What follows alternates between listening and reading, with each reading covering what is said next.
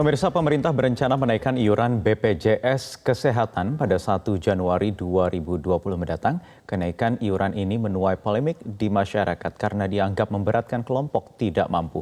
Benarkah demikian? Eko Frima Andani akan melaporkannya dalam segmen Fact Check berikut ini. Eko, silakan. Ya Wahyu, iuran BPJS Kesehatan naik 100%. Kenaikan ini dianggap memberatkan rakyat tidak mampu. Pemerintah abai. Seperti itu kurang lebih komentar netizen dan masyarakat terkait wacana kenaikan iuran BPJS Kesehatan pada 2020 mendatang.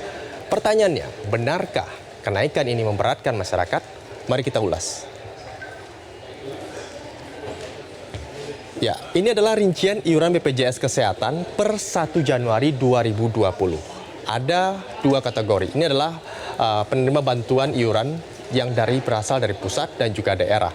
Memang ada kenaikan dari 23.000 pada tahun 2019 naik menjadi 42.000 pada tahun 2020. Lalu bagaimana? Ini adalah yang telah dibayarkan pemerintah atau dijamin oleh pemerintah. Lalu bagaimana yang mandiri?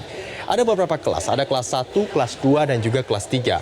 Untuk tahun 2019 dari Rp80.000 diwacanakan akan naik Rp160.000. Memang kalau kita melihat kenaikannya 100%. Begitu juga untuk kelas 2, Rp51.000 naik menjadi Rp110.000, kemudian dari kelas 3, Rp25.000 naik menjadi Rp42.000.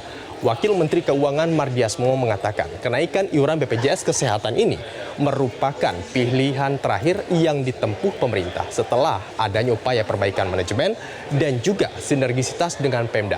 Berbagai upaya dilakukan untuk menjamin layanan kesehatan berjalan dan berlanjut karena selalu defisit setiap tahunnya. Tapi sebenarnya kenaikan ini memberatkan nggak sih? Coba kita tanya Pak JK. Nah, ini adalah tanggapan dari Pak JK. Siapa yang khawatir iuran BPJS naik? Hanya ngomong saja, padahal beli pulsa 3 kali lipat daripada itu bisa.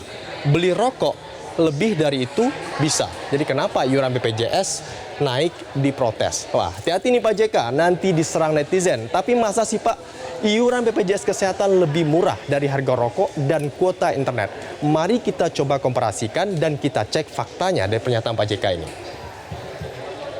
Nah, kami mencoba melakukan komparasi perbandingan iuran kesehatan yang dilakukan oleh masyarakat dengan sejumlah pengeluaran sehari-hari. Ini adalah iuran BPJS Kesehatan untuk kelas 1. Di mana untuk kelas 1 jika naik adalah Rp160.000 per bulan, ini adalah kelas yang paling mahal. Kita bandingkan dengan harga rokok. Harga rokok adalah Rp15.000 sampai Rp20.000, bahkan ada yang sampai Rp25.000 lebih per bungkusnya. Jika dikalikan 3, harga rokok, pengeluaran untuk beli rokok saja kalau kita aktif merokok sehari-hari, itu mengeluarkan dana kurang lebih Rp450 atau Rp600.000 per bulan. Bandingkan dengan iuran BPJS Kesehatan kelas 1, yakni Rp160.000 per bulan. Oke, mungkin ini masih mahal. Tenang, itu bisa dicicil. Kalau bisa kita cicil per harinya, kurang lebih dikalkulasikan Rp160.000 bagi 3, kurang lebih hanya mengeluarkan Rp5.000 per harinya. Mungkin itu dikomparasikan dengan iuran BPJS Kesehatan yang paling mahal. Coba kita komparasikan dengan iuran yang paling murah. Oke, mari kita coba.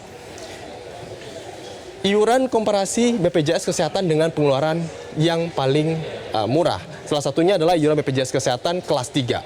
Kelas 3 mengeluarkan iuran kurang lebih Rp42.000 per bulannya. Ini adalah yang paling murah. Jika kita komparasikan juga dengan pengeluaran kita sehari-hari yang wajib kita gunakan, contohnya saja adalah pulsa dan paket data. Untuk pulsa dan paket data, kita kurang lebih menggunakan Rp50.000 atau Rp100.000 per bulan. Itu sudah lumrah.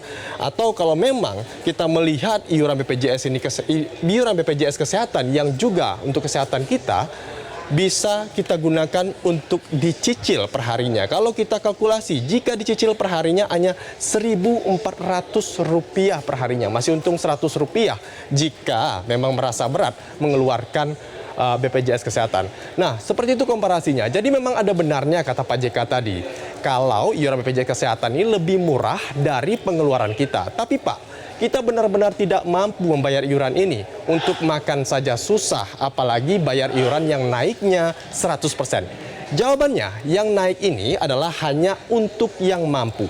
mereka yang tidak mampu sudah ditanggung oleh negara. Ada 134 juta jiwa masyarakat yang tidak mampu dan dibayarkan iurannya oleh negara. Dan itu disalurkan lewat Kartu Indonesia Sehat atau KIS.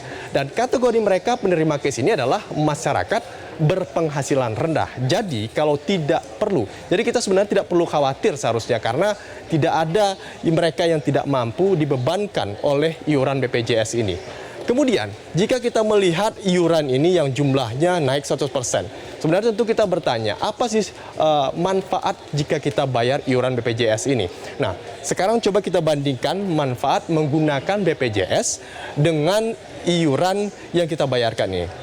Jika kita biasanya ada yang sakit jantung misalnya, jika kita pasang ring jantung paling murah, satu ring saja dalam 42 sampai 80 juta rupiah. Itu adalah biaya ringnya saja, belum biaya perobatan, perawatan, dan juga pemeriksaan lain-lainnya. Belum lagi seperti cuci darah. Cuci darah untuk sekali cuci darah 800.000 sampai 1,5 juta rupiah per harinya. Belum lagi untuk operasi katarak 12 sampai 16 juta rupiah per satu kali operasi. Tapi bagaimana dengan adanya BPJS ini? Tentu saja negara menjamin dan kita tidak perlu lagi membayar iuran ini. Jadi cukup banyak ternyata manfaatnya. Mungkin memang manfaat ini belum dirasakan bagi yang sehat. Tapi percayalah, manfaat ini sangat dirasakan bagi mereka yang sakit dan membutuhkan. Lalu sebenarnya apa urgensinya? Tentu kita bertanya, menaikkan iuran BPJS ini. Mari kita cek. Nah, BPJS Kesehatan adalah sebuah produk dari undang-undang yang menjamin kesehatan masyarakatnya. Menaikkan iuran BPJS adalah langkah terakhir yang dilakukan pemerintah untuk memenuhi atau juga membenahi benang kusut BPJS. Sejak tahun 2014, ini kita harus tahu BPJS ini selalu defisit atau merugi. Dan pemerintah selalu menutupi kerugian ini tanpa menaikkan iuran. Dan jika tidak dinaikkan, kerugian dari BPJS ini terus bertambah mencapai 32 triliun rupiah pada tahun ini. Ini meningkat dari prediksi yang telah ditetapkan yakni hanya 28 triliun rupiah. Dan jika iuran tidak dinaikkan, pada tahun 2021 naik menjadi 56 triliun rupiah. Dan juga jika terus dilakukan, kenaikan pada 2022 terus merugi menjadi 65 triliun rupiah. Dan jika kerugian ini berlarut-larut, bisa-bisa program kesehatan nasional terhenti. Tahun 2018 saja ada 233 juta jiwa yang menggunakan atau merasakan manfaat program ini. Tapi apakah iuran saja yang perlu dinaikkan? Anggota DPR RI Sukamita menyoroti lain terkait kerugian yang selalu dirasakan oleh BPJS Kesehatan. Menurutnya, ada 5 persoalan yang ditemukan BPK dalam pengelolaan BPJS. Salah satunya adalah rumah sakit yang memanipulasi data. Ini preman juga nih rumah sakitnya. Jadi menurutnya selain adanya kekurangan dana, ada manajemen pengawasan yang perlu diperhatikan. Dari temuan Badan Keuangan dan Pembangunan, banyak yang main-main dengan data pasien sehingga berimbas pada anggaran. Seperti contohnya rumah sakit tingkat baru, kelas D, tapi diklaim pembayarannya kelas C. Ketika tingkatan naik, tentu berimbas dengan biaya yang dikeluarkan. Dan tentu lagi ini akan merugi dan pemerintah yang akan membayar kerugian dari gaya permainan ini. Dan jadi benar-benar harus ada perbaikan secara menyeluruh.